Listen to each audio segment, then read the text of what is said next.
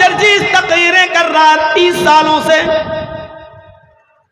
ऐसे ऐसे घरानों को जानता हूं, ऐसे ऐसे घरानों को जानता हूं मेरे भाइयों, जिन्होंने अपनी बेटियों की शादी पर लोन लिया। उन्होंने 300-400 बारातियों का पेट भर दिया। उनको उनकी मर्जी के मुताबिक chicken, mutton, fish fry item सब नाश्ता करा दिया। बैंक का लोन अदा करने के लिए, बैंक का कर्जा अदा करने के लिए उन्होंने अपने 20 साल खत्म कर दिए। पता चला अब तक उन्होंने जो पैसा जमा किया वो सूद था, अभी जो रकम ली थी वो बाकी है। 20 साल के बाद भी वो आज भी मेरे भाइयों अपनी बेटियों के नाम पर कर्ज लिया हुआ बैंक का अदा नहीं कर पा रहे हैं। 20 साल से जो जमा किया है वो सूद में गुजर गया, मूलधन अभी बाकी है। और बेगैरतो लड़की वालों के यहाँ किस मुंह से खाने चले जाते हो? तुम्हारा कलेजा कितना बड़ा है? तुम लड़की के घर बैठकर कैसे अपने हलक से पानी उतार लेते हो? तुम चिकन और मटन का आइटम कैसे उतार लेते हो? तुम्हारे पेट में जाने के बाद कैसे वो हजम हो जाता है? तुम्हारी गैरत क्यों नहीं जाती? तुम्हें शर्म क्यों नहीं आती? तुम लड़की वाले के यहाँ कैसे खा लेते हो? तुम्हें हया क्यों नहीं आती? तुम्हें शर्म क्यों नहीं आती? आज भिगो भिगो के मारूंगा तुम्हें। कैसे लड़की वाले क्या ठूस लेते हो? शर्म नहीं आती तुम्हें? हम तो उन शादियों में भी कटाक्ष करते हैं जहां खड़े होकर खाने के सिस्टम चल रहे हैं आजकल बड़े बड़े शहरों में। अब शादी, हमें नहीं मालूम आपके नेपाल में क्या सिस्टम है। अब शादियों में खड़े होकर सिस्टम चलता है। एक तो चोर और डकैत आ जाते हैं। चोर और डकैत जानते हो ना किनको कहते हैं? ये बारातियों को मैं कह रहा हूं। 250-300 आदमी लड़की वाले के घर चले गए। ये सबसे बड़े डाकू हैं, डाकू, ये लुटेरे हैं। हाजी साहब के लड़के की बारात जा रही है। हाजी साहब हज करके आए, सऊदी अरब का रुमाल डाले हुए हैं, मुंह में पान खा रहे हैं, लंबी दाढ़ी। जर्जी साहब ने पूछा, हाजी साहब कहां जा रहे हो? बेटे की बारात जा रही है। मुंह में पान, बेटे की बारात जा रही है। बारात 300 आदमी जा रहे हैं बारात में। ये 300 बाराती नहीं, लुटेरे हैं, लुटेरे। ये डाकू हैं जो लड़की वाले के घर लूटने जा रहे हैं, खाने नहीं ठूसने जा रहे हैं। लगेगा बुरा, लगता रहे। क्यों जाते हो भाई लड़की वाले के घर? क्या हक है तुम्हारा? साहब दावत मिली है, लड़की वाले ने दावत नहीं दी है, दावत लड़के वाले ने दी है।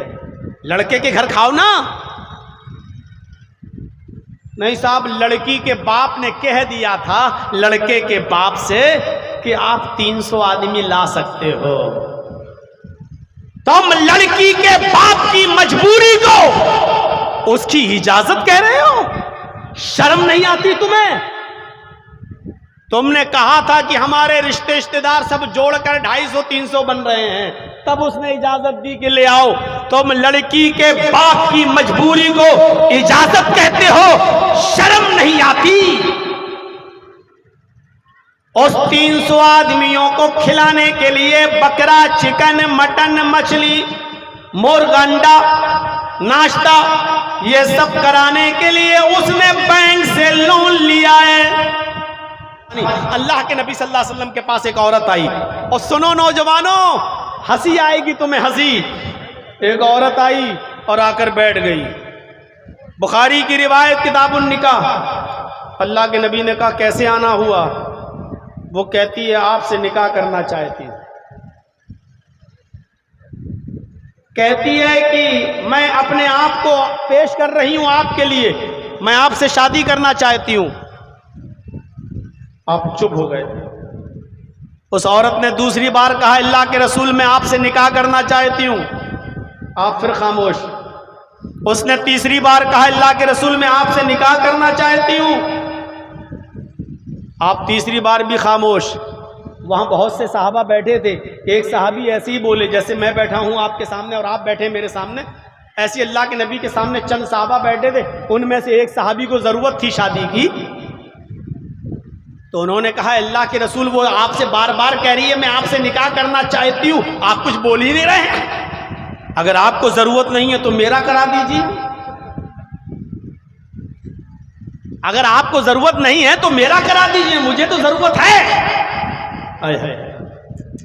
अल्लाह के नबी ने कहा अच्छा तुम्हें जरूरत है निकाह की? कहा का देखो मैं तो नहीं कर सकता हूं, लेकिन अगर तुम करना चाहते हो तो मैं इससे बात करता हूं। अय औरत मैं तो अब नहीं करूंगा निकाह, लेकिन ये तैयार है, क्या इसके साथ शादी करेगी, इसके साथ निकाह करोगी? सीधा सा जवाब, अय अल्लाह के रसूल आई तो आपके लिए थी, लेकिन अगर आप नहीं करना चाहते हैं तो इसके साथ कर दीजिए, जबरदस्ती नहीं। इस हदीस से कितने मसले पता चल रहे हैं। कोई लड़की भी किसी लड़के से डायरेक्ट कह सकती है कि मैं आपसे शादी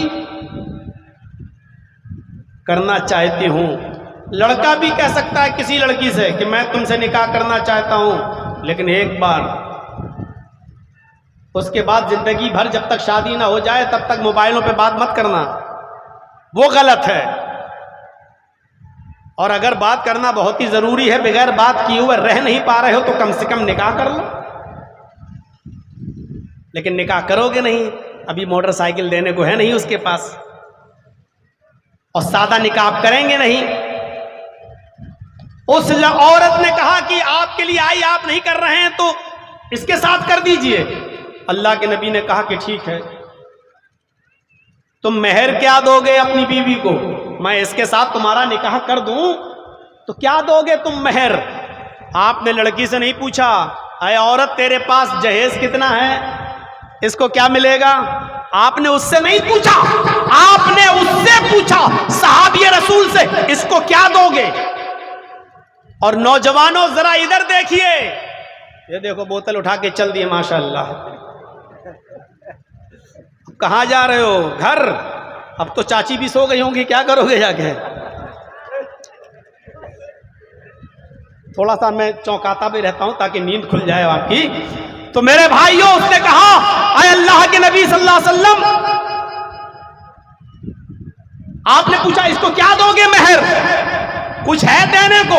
हदीस के अल्फाज बुखारी, माइंदी शैयुन, कुछ नहीं है मेरे पास, कुछ नहीं। और शादी करने का ख्वाब देख रहा है। आपके पास कुछ ना हो, शादी करने का ख्वाब देख लेंगे? आपके पास कुछ नहीं और शादी करने का ख्वाब नहीं देख सकते आप। आपने कहा रे मेहर तो दे, कुछ तो, क्या देगा? कहा कुछ है ही नहीं तो दूंगा क्या? आपने कहा अपने घर जाओ और देखो कुछ मिल जाए तो लेकर आओ। वो घर गए और घर से वापस आए, कहते हैं मां वजदतु शैअन, कुछ नहीं मिला घर में। आपने उनसे कहा दोबारा जाओ। कहा अल्लाह के रसूल जब कुछ है ही नहीं तो बार बार क्यों भेज रहे हैं? का इल्तमिस खातमम मिनल हदीद, लोहे की अंगूठी मिल जाए तो वही ले आओ। लोहे की, सोने की नहीं, चांदी की नहीं, लोहे की। अभी आप ये दुकानों पे चले जाएं तो मिल जाएगी 4-5 रुपए की लोहे की अंगूठी, सस्ती। आज के जमाने में भी 4-5 रुपए की मिल जाएगी, 10 रुपए की मिल जाएगी। आपने उससे कहा इल्तमिस खातमम मिनल हदीद, लोहे की अंगूठी ही मिल जाए तो जाओ वही ले आओ। वो दोबारा गया और घर से वापस आकर कहता है मां वजदतु खातमम मिनल हदीद, आय अल्लाह के रसूल लोहे की अंगूठी भी नहीं। गरीबी का आलम देख रहे हो नौजवानों, धनोशा वालों, नेपाल वालों। उसके घर में 5 रुपए की उस जमाने की लोहे की अंगूठी भी नहीं। कहता अल्लाह के नबी लोहे की अंगूठी भी नहीं मिली। आपने कहा ओह, तो बगैर मेहर के कैसे निकाह करूं? कुछ भी नहीं है। कहने लगा एक चीज है मेरे पास। सुनो नौजवानों, क्या चीज है उसके पास? कहता एक चीज है मेरे पास। आपने कहा अच्छा बताओ क्या है, जल्दी बताओ क्या है? हिंदी इजारुन, हिंदी इजार, आय अल्लाह के रसूल एक लुंगी है मेरे पास। लुंगी जानते हैं ना, तहबंद, एक लुंगी है जब घर पे जाता हूं सोने लगता हूं तो उसको लपेट लेता हूं, यानी लुंगी पहन के मैं सो जाता हूं, यानी नई लुंगी नहीं है, पुरानी वही पहन के सोता हूं मैं। आपने कहा वो एक लुंगी है तुम्हारे पास? कहाँ? जाओ वही लुंगी ले आओ और वो लुंगी इसको दे दो, वही मेहर हो जाएगा। तो कहने लगा जब इसको दे दूंगा तो मैं क्या पहनूंगा?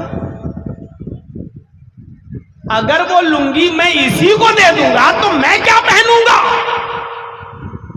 तो आपने कहा अच्छा एक्स्ट्रा नहीं है? कहा नहीं, आधी दे दूंगा। अब बताओ एक लुंगी का भी आधी लुंगी कर देगा, फाड़ कर दो टुकड़े कर देगा तो किस काम की? कहने लगा अल्लाह के रसूल उस लुंगी को आधा आधा कर दूंगा, आधी अपने पास रख लूंगा, आधी उसको दे दूंगा, कम से कम बिछाकर बैठने के काम तो आ जाएगी आधी। आपने कहा आधी में वो क्या कर लेगी? आधी तेरे किसी काम की नहीं और आधी उसकी भी किसी काम की नहीं। आधी तो नहीं, अगर देना तो पूरी दे। बोला पूरी तो नहीं दे सकता।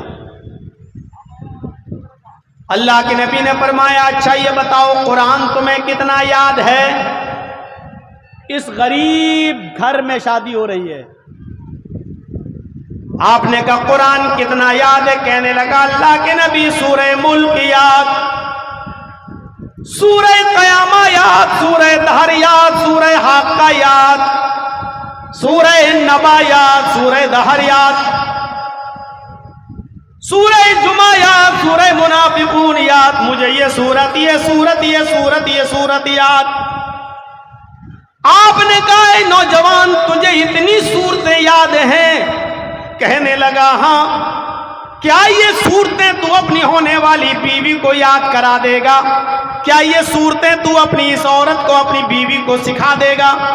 कहने लगा हाँ।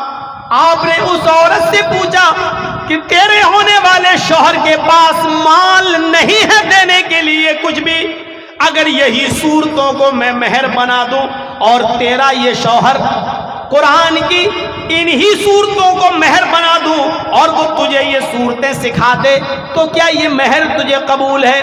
कुरान की इन्हीं सूरतों को तू क्या अपना मेहर मानने के लिए तैयार है?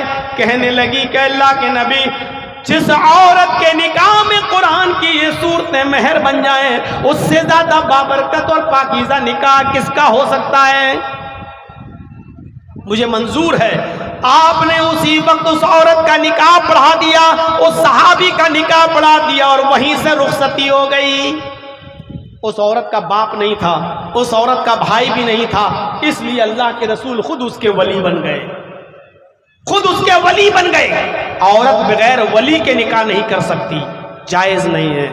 इसलिए जितनी शादियां कोर्ट में होती हैं वो सब हराम और नाजायज हैं। जो शादियां भाग कर की जाती हैं, लड़का लड़की भाग गए, दूसरे गांव चले गए और दूसरे गांव का हाजी साहब वो लड़की के बाप बन गए। बेटा तो हमने अपना बेटा बना लिया। ये तेरे बनाने से बेटी बेटी नहीं हो जाएगी बेगैरत, ये हाजी कहलाता है तू। इससे बेहतर था कि तू मर जाता, लेकिन हाजी ना कहलाता। शर्म नहीं आती तुझे? एक भागी हुई लड़की का बाप बनते हुए तुझे शर्म नहीं आती? धनोशा से कोई लड़का और लड़की दोनों भाग गए और मान लीजिए बढ़नी सिद्धार्थ नगर झंडा नगर पहुंच गए और वहां किसी गांव में पहुंच गए। वहां का एक बुढ़ा आदमी, वो हाजी साहब, नमाजी साहब, वो कहने लगे मैं इस लड़की का बाप बन गया हूं। मस्जिद के मौलाना से कहा चलो ठीक है निकाह पढ़ा दो, इस लड़की का बाप मैं। और मौलाना साहब ने निकाह पढ़ा दिया। उस मस्जिद में ही नहीं, अगर ऐसी भागी हुई लड़की का निकाह खाने काबा में भी अगर पढ़ाया जाए और ऐसा फर्जी बाप, चाहे वो एक नहीं 1,00,000 मर्तबा भी हज कर लिया हो, उसके बाद बाप बनकर, डुप्लीकेट बाप बनकर इजाजत देता हो और मस्जिद नबवी में या खाने काबा में भी निकाह पढ़ाया गया हो, अल्लाह की कसम इसके बावजूद वो लड़की हलाल नहीं होगी, वो निकाह हलाल नहीं होगा। वो दोनों जिनाकार होंगे। जितने भी बच्चे पैदा होंगे वो सारे बच्चे हरामी, नाजायज औलाद कहलाई जाएगी। वो बच्चे हरामी कहलाए जाएंगे, वरासत से वो बच्चे हक नहीं पाएंगे। मेरे भाइयों, इसलिए हलाल रिश्ते करिए, हलाल। ये भागकर शादी, कोर्ट मैरिज कर ली, नहीं होगा जब तक लड़की का वली तैयार नहीं। लड़की का वली उसका बाप है, अक्लमंद है, दानिशमंद है, होश में है, हवास में है, तो अपने बाप की मौजूदगी में चचा भी इजाजत नहीं दे सकता, बाप ही वली बनेगा। हाँ, बाप अगर पागल है, मजनू है, दीवाना है या बीमार है और उसको कोई दिमाग काम नहीं कर रहा या बाप मर गया, तब लड़की का चचा वली बनेगा, उसका भाई वली बनेगा। बाप नहीं है, भाई नहीं है, कोई नहीं है। या लड़की माँ बाप छोड़कर इस्लाम ले आई, माँ बाप ने उसको घर से बेदखल कर दिया, वो अकेली है, इस्लाम ले आई, तो निकाह पढ़ाने वाला काजी उसका वली बनेगा, लेकिन बगैर वली के निकाह नहीं करेगी। वली उस वक्त भी चाहिए, चाहे वो कोई भी हो। अगर वो गैर मुस्लिम से इस्लाम लाती है तो उसका भी वली चाहिए, उसका बाप इजाजत नहीं देगा, ये इस्लाम छोड़ने के लिए तैयार नहीं है, तो जर्जीस साहब अगर निकाह पढ़ाएंगे तो जर्जीस उसके वली बनेंगे, लेकिन वली के बगैर फिर भी औरत निकाह नहीं कर सकती है, उसको उस वक्त भी वली की जरूरत पड़ेगी। समझ लिया? हमारे इंडिया की तरह नहीं, अब तो गैर मुस्लिमों के साथ एक साल में 10,000 लड़कियां पूरे हिंदुस्तान के अंदर, इंडिया का ये परसेंटेज सामने आया, एक साल में 10,000 लड़कियां गैर मुस्लिम लड़कों के साथ शादियां की। मंदिरों में और गुरुद्वारों में, चर्चों में मुस्लिम लड़कियां एक साल में 10,000, और ये मां बाप से बचकर कोर्ट में कर रही हैं, क्योंकि 18 साल के बाद हमारे मुल्क का कानून कहता है लड़की आजाद है, वो अपना अच्छा बुरा खुद सोच सकती है। ये हालात पैदा हो गए, इतनी आसानी है। अल्लाह के नबी ने कुरान की उन सूरतों को महर बनाकर निकाह कर दिया, ये आसानी है इस्लाम के अंदर।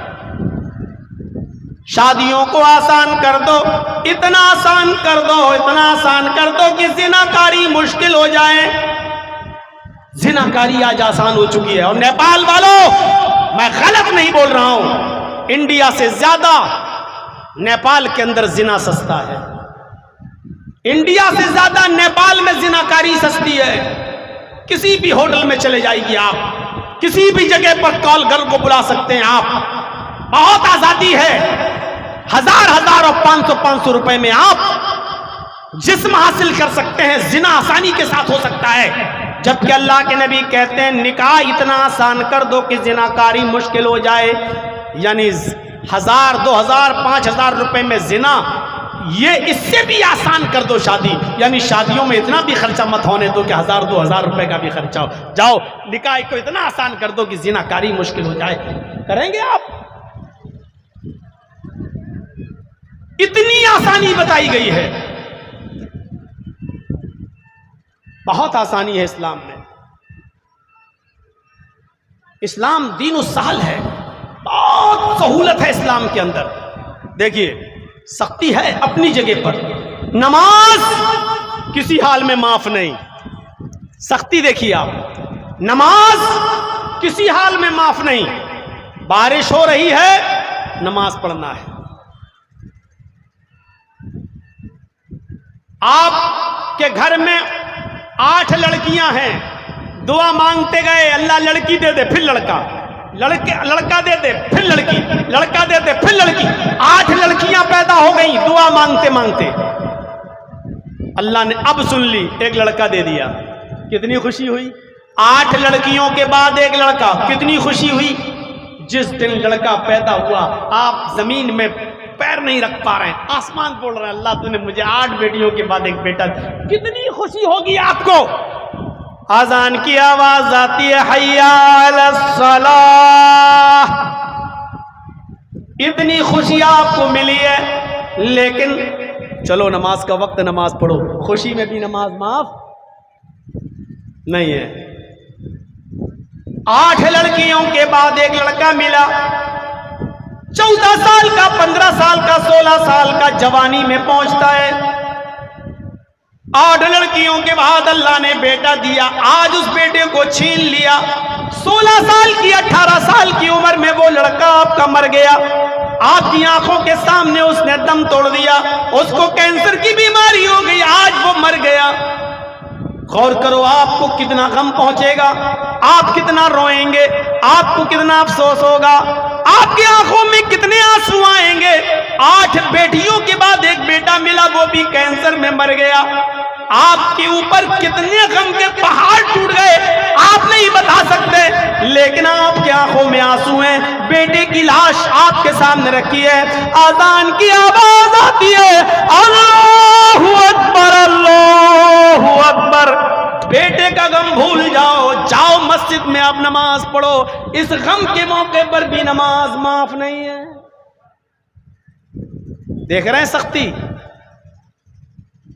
खुशी है तो नमाज माफ नहीं, गम पहुंचा तब भी नमाज माफ नहीं, कैसी भी बीमारी है नमाज माफ नहीं। ये तो हो गई मुश्किल। आसानी देखिए, बारिश हो रही है, मस्जिद में नहीं जा सकते, घर में नमाज पढ़ लो। ज़ुहर और असर को एक साथ पढ़ लो, मगरिब और इशा एक साथ पढ़ लो। सफर में है तो आधी कर लो कसर, 4 रकात वाली रकात 2 रकात पढ़ लो। जमा बैन सलातैन, 2 नमाजों को एक साथ जमा कर लो। बीमार है, खड़े होकर नमाज नहीं पढ़ सकते तो बैठ के पढ़ लो, बैठ के नहीं पढ़ सकते हो तो लेट के पढ़ लो, इशारे से पढ़ लो, हाथ हिला के पढ़ लो, लेकिन पढ़ लो। ये आसानी भी है, सहूलत भी बहुत है। एक सहूलत और बताऊं, इस्लाम के अंदर देखिए आसानी कितनी है। एक सहाबी आए, सुनो मेरे भाइयों, बड़ा दिलचस्प वाकया। एक सहाबी आए और आकर अल्लाह के नबी के पास बैठ गए। आपने कहा क्या हुआ, मुंह लटकाए बैठे हो, अफसोस में बैठे हो, गम के मारे हो, क्या बात है, टेंशन है, कुछ परेशानी, क्या बताओ। हलक तो या रसूल अल्लाह, मैं हलाक हो गया, अल्लाह के नबी मैं नष्ट हो गया, मैं बर्बाद हो गया।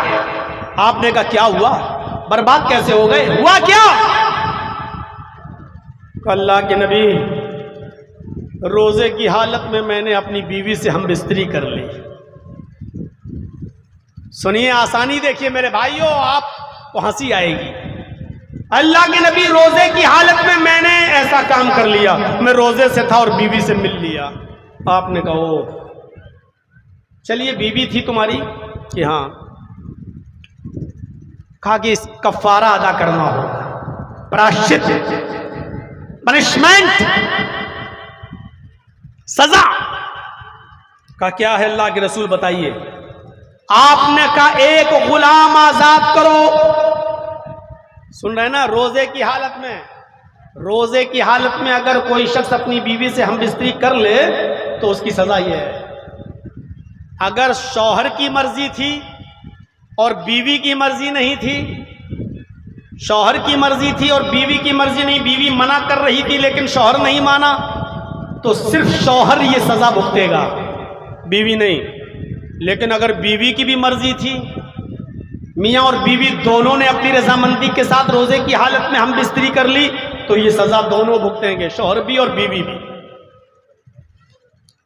अब सुन लीजिए, अल्लाह के नबी ने कहा कि पनिशमेंट है, सजा है। का क्या, का एक गुलाम आजाद करो। उस जमाने में गुलाम खरीदे जाते थे, बेचे जाते थे, तो आपने कहा एक गुलाम को खरीदो और आजाद करो।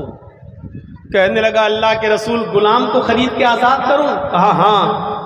आपने कहा, उस सहाबी ने कहा अल्लाह के रसूल, पूरी जिंदगी मुझे दूसरे की गुलामी करते हुए हो गई, मैं खुद दूसरे की गुलामी करता रहा, मेरे पास इतना कहाँ है कि मैं गुलाम खरीद के आजाद करूंगा।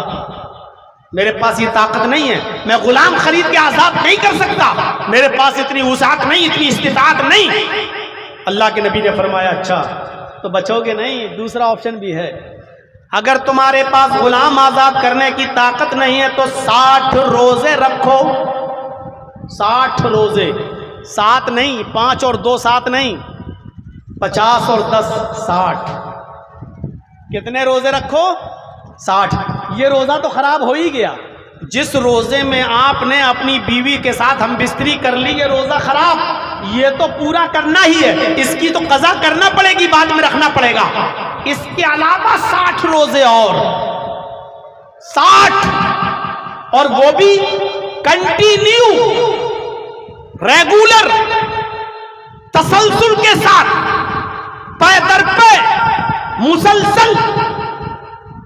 बीच में एक दिन का भी गैब नहीं होना चाहिए, एक दिन का भी गैब नहीं होना चाहिए।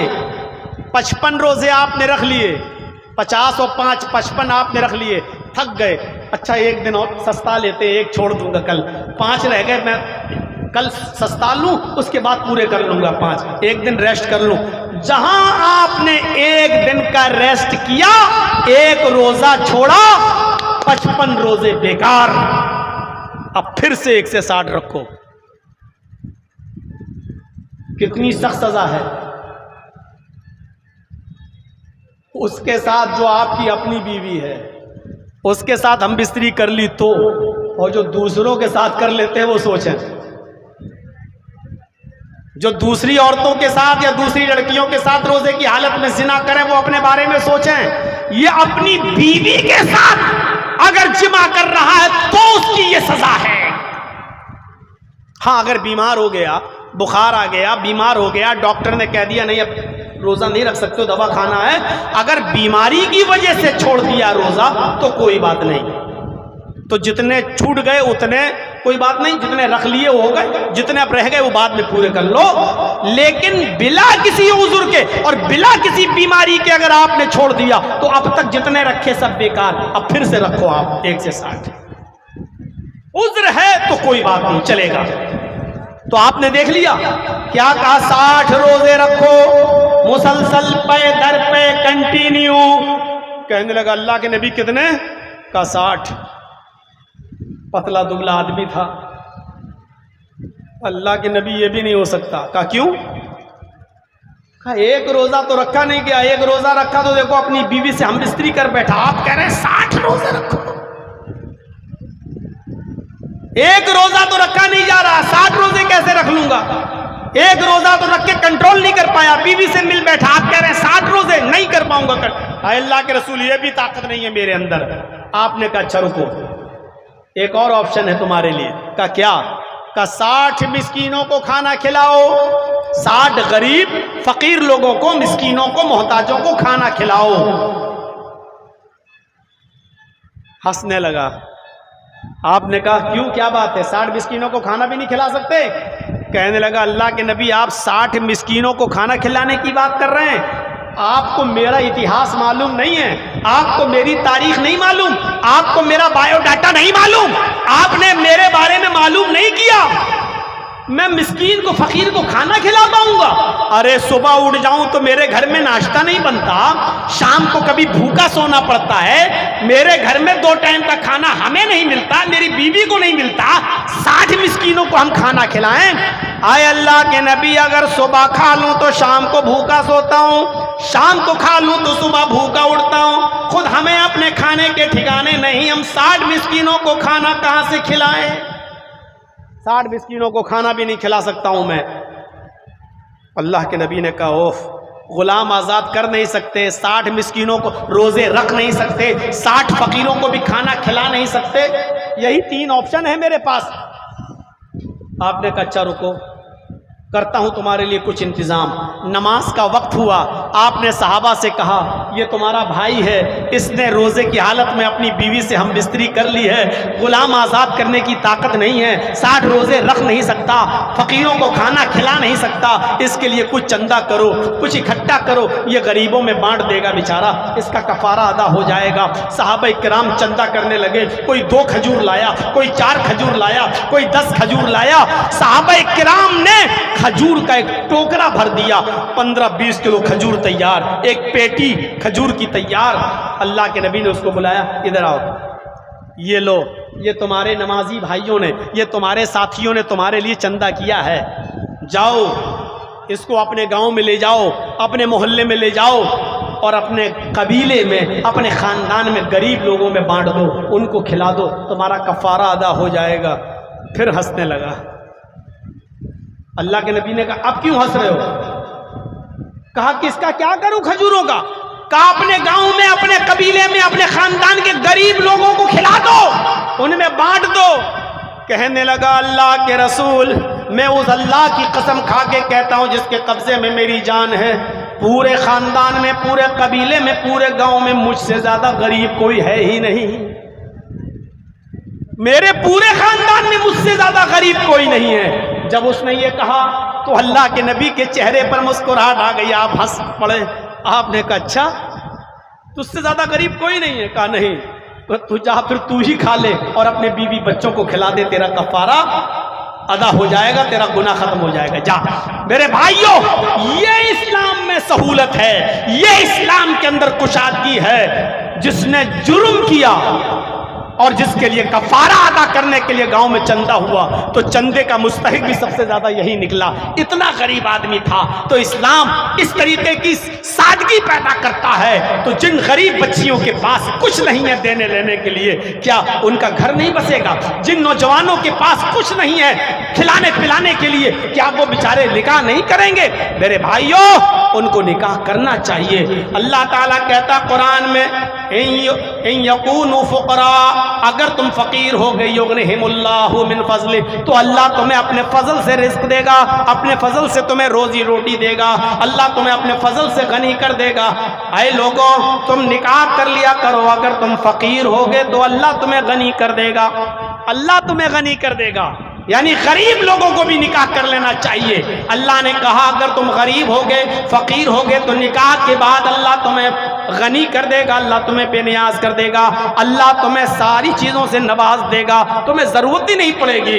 लालच मत कीजिए, लालच। ये बारात का सिलसिला खत्म होना चाहिए, जहेज की डिमांड खत्म होनी चाहिए।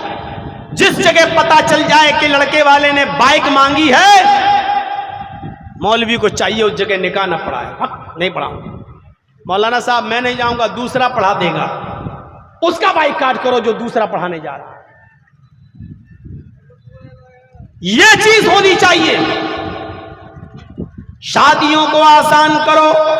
अल्लाह के नबी जनाब मोहम्मद रसूलुल्लाह सल्लल्लाहु अलैहि वसल्लम ने इन तमाम चीजों में आसानियां पैदा फरमाई। ये दीन जहां दीन तौहीद है, ये दीन जहां दीन रिसालत है, ये दीन जहां अंधेरों को और बुराइयों को खत्म करता है, ये दीन जहां बेशर्मी और बेहयाई को खत्म करता है, ये दीन वहीं पर आसानियां भी पैदा फरमाता है। आसानी पैदा करो, आसानी। कैसे तुम्हारी इज्जत गवारा कर लेती है? अरे मौलाना साहब हम क्या ठूस लेते हैं, मौलवी साहब भी तो ठूस लेते हैं। मौलवी तो सबसे पहले चला जाता है। साहब उसको तो 1000 रुपया मिलेगा निकाह पढ़ाने का। अब तो ज्यादा हो गया ना? कितना? 10,000? कितना? 12 नेपाली 12।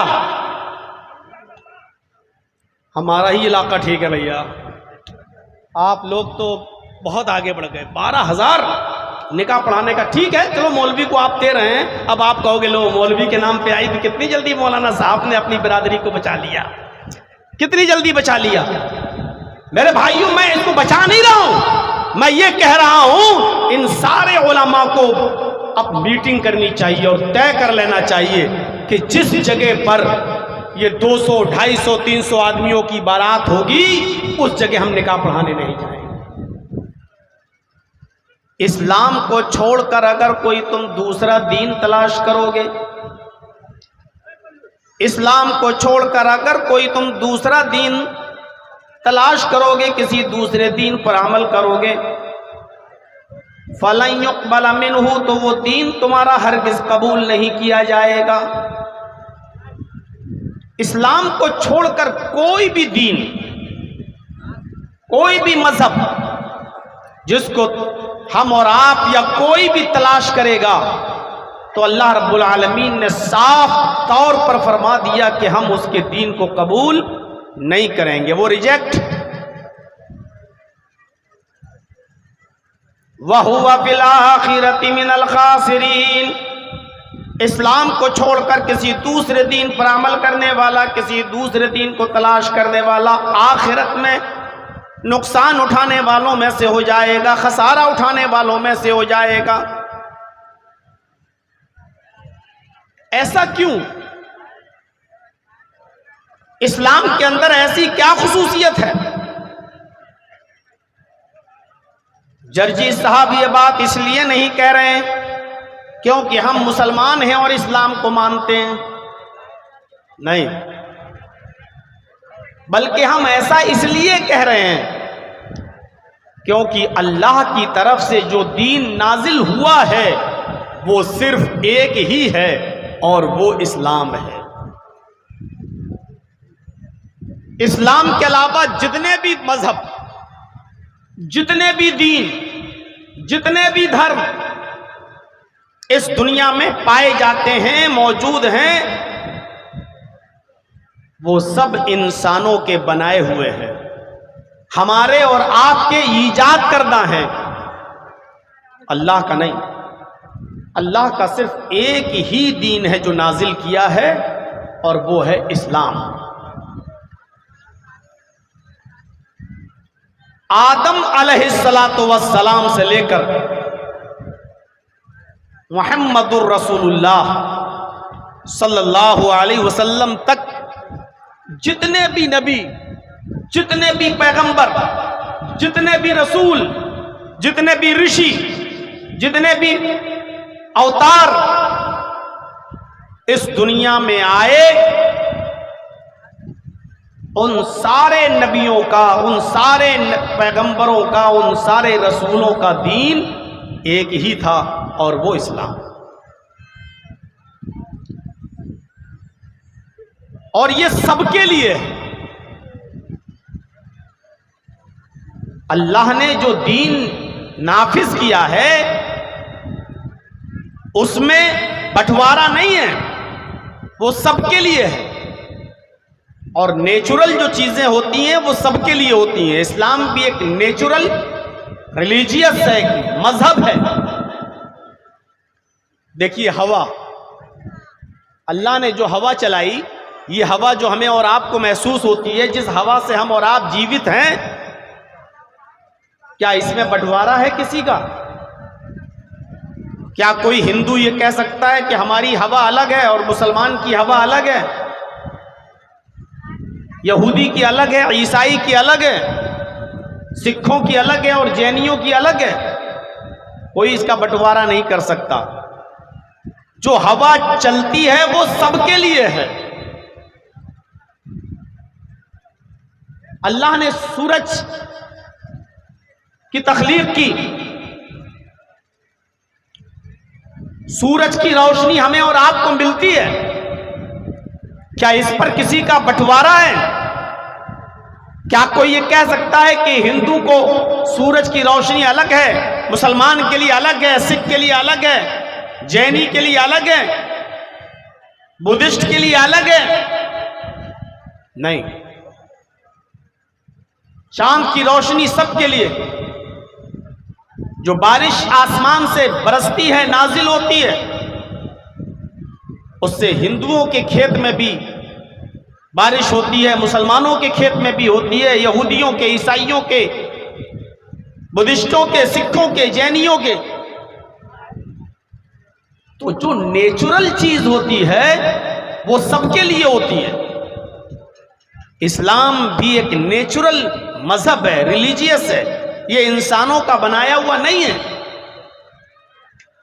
ये अल्लाह की तरफ से उतारा हुआ दीन है, इसलिए ये भी सबके लिए है। कोई ये कह नहीं सकता कि मुसलमानों का दीन अलग है, हिंदुओं का अलग है। अल्लाह ने मुसलमानों के लिए अलग कानून बनाया और हिंदुओं के लिए अलग बनाया, ईसाइयों के लिए अलग बनाया, यहूदियों के लिए अलग बनाया, बुद्धिस्टों के लिए अलग बनाया, जैनियों के लिए अलग बनाया, सिखों के लिए अलग बनाया। ये कोई दावा कर ही नहीं सकता। सबका दीन एक। शरअ लकुम मिनद्दीनि मा वस्सा बिही नूहन वल्लज़ी औहैना इलैक वमा वस्सैना बिही इब्राहीम व मूसा व ईसा अन अक़ीमुद्दीन।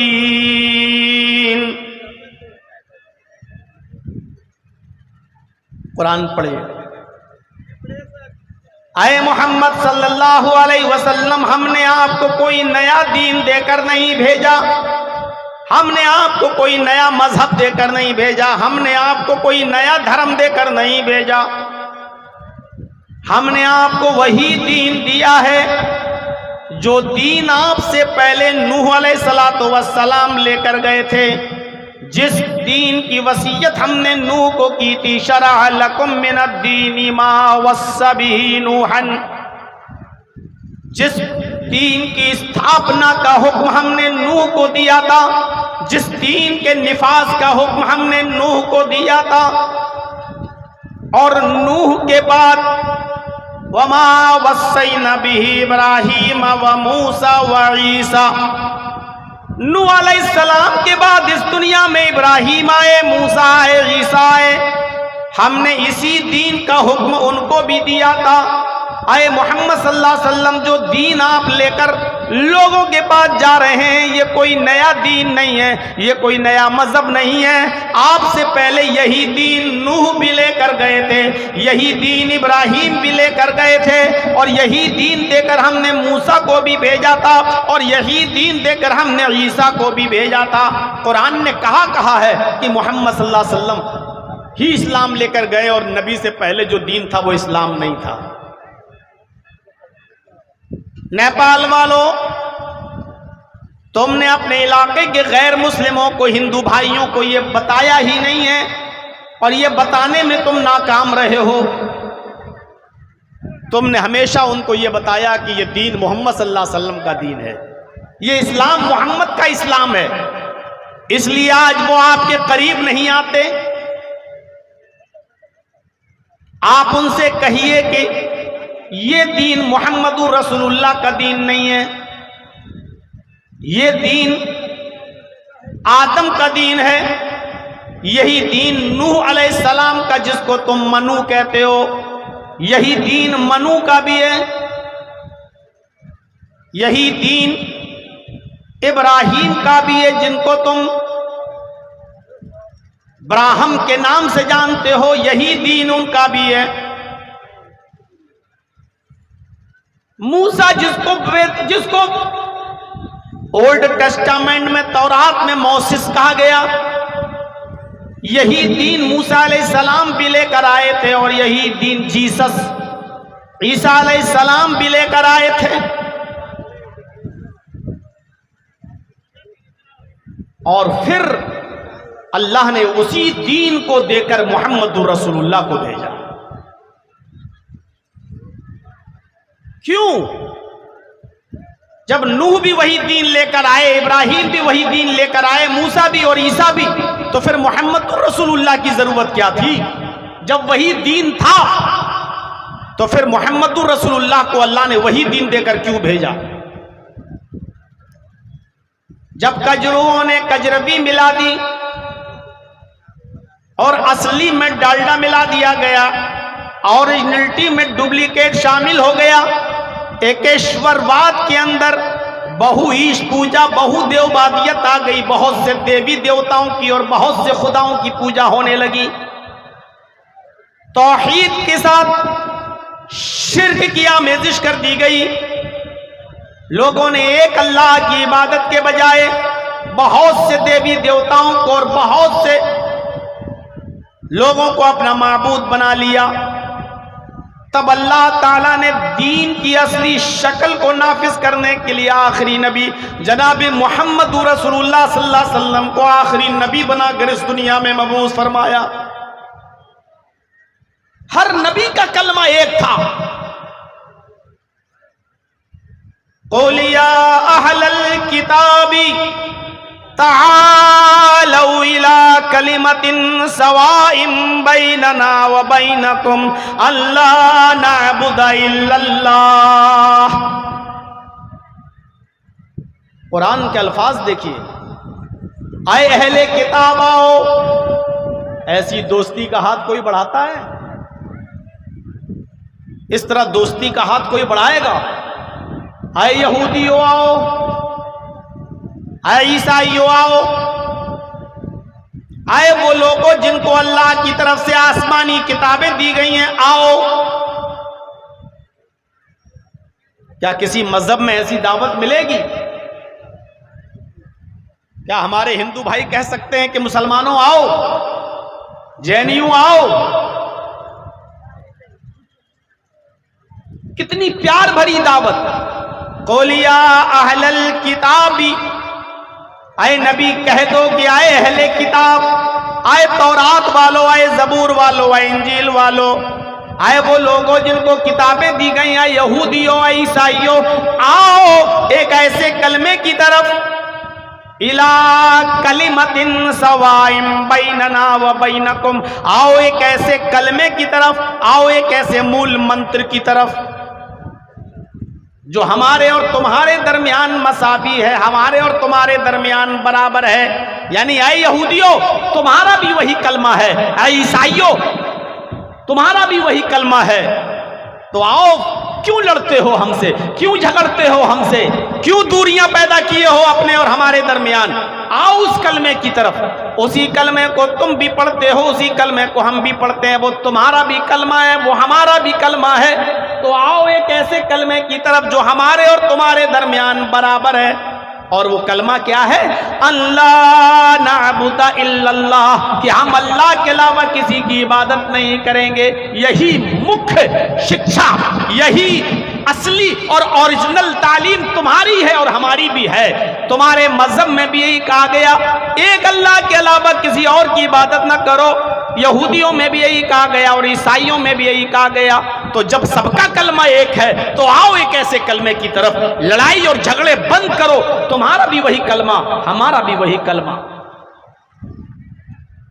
नूह अलैहिस्सलाम के जमाने में कलमा पढ़ा जाता था, ला इलाहा इल्लल्लाह नूह रसूलुल्लाह।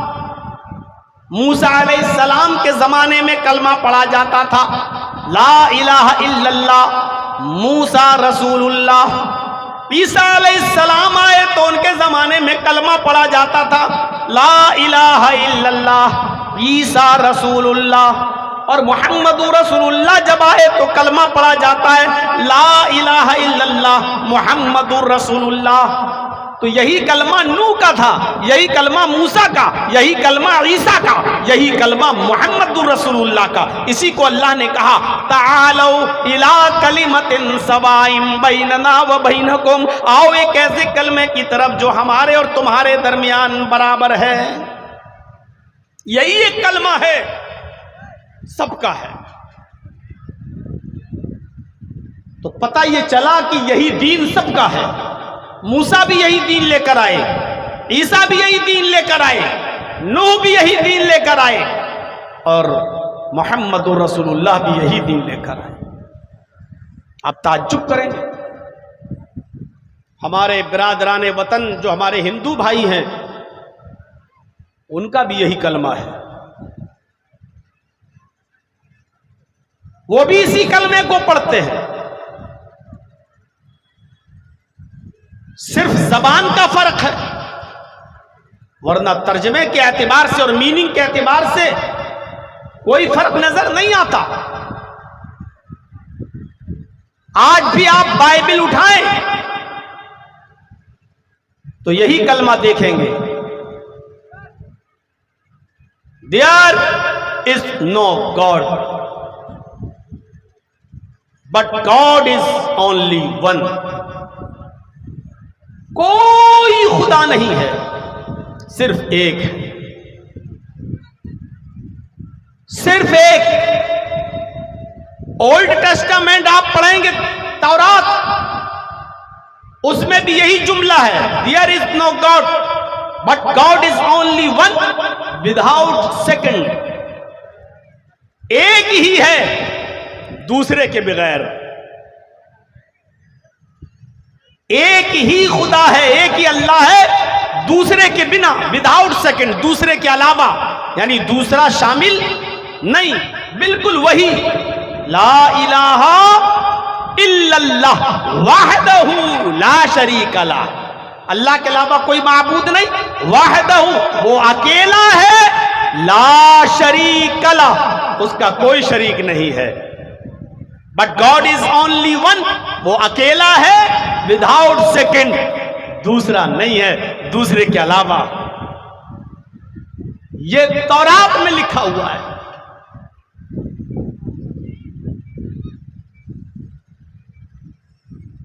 हिंदू भाइयों में बहुत आम मंत्र है, एकम ब्रह्मादित्य नास्ते नास्ते किंचन। मैं समझता हूं कि इतना जोरदार अंदाज में कोई बात अभी तक हुई नहीं है। एकम ब्रह्मा द्वितीय नास्ते नेह नास्ते किंचन, एक ही है ब्रह्मा, ब्रह्मांड का बनाने वाला। एकम ब्रह्मा, ब्रह्मांड का रचयिता और रचनाकार, इस दुनिया का बनाने वाला, क्रिएटर ऑफ यूनिवर्स, सारी कायनात का खालिक एक ही है, द्वितीय नास्ते दूसरा नहीं है। इस मंत्र को पढ़ने में कोई एतराज है किसी को? द्वितीय नास्ते दूसरा नहीं है, ने बिल्कुल नहीं है, ना ना हरगिज नहीं, किंचन जरा सा भी नहीं। इस दुनिया का बनाने वाला सिर्फ एक है, दूसरा नहीं है, बिल्कुल नहीं है, कतई नहीं है, हरगिज नहीं है, जरा सा भी नहीं है। इस दुनिया का बनाने वाला सिर्फ एक ही है। क्या एतराज हो सकता है? तो पता यह चलता है कि जितने भी नबी इस दुनिया में आए सबकी दावत एक थी, सबका कलमा एक था। अब इंसानों ने, वो आपके यहां पर भी और हमारे यहां पर भी, इन लोगों ने तब्दीलियां कर दी। हिंदू भाइयों ने अल्लाह को छोड़कर 33 करोड़ देवी देवता बना लिए। 33 करोड़। हिंदू भाइयों में तो गिनती भी है, मुसलमानों में वो भी गिनती नहीं।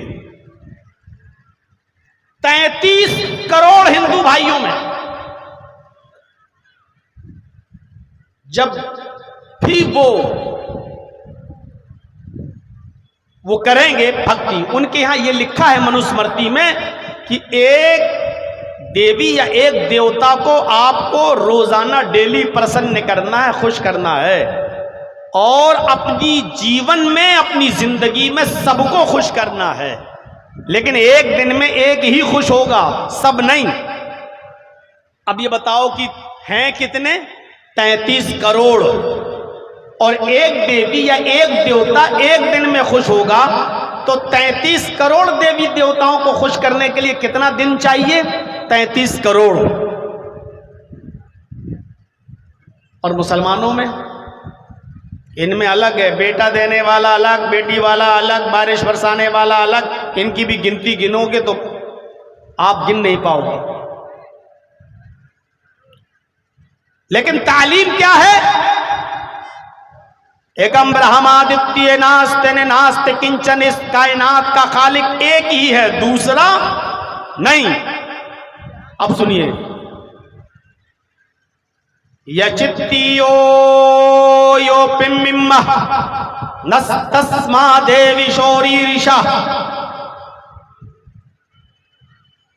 इंडिया में तो मैं मंत्र अब नहीं पढ़ रहा हूं, लेकिन आज नेपाल में पढ़ दिया हूं।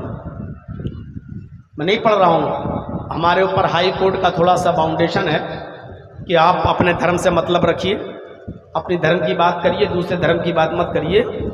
लेकिन चलो, ये तो नेपाल है। यचित्तियो यो पिम्मिम्मा,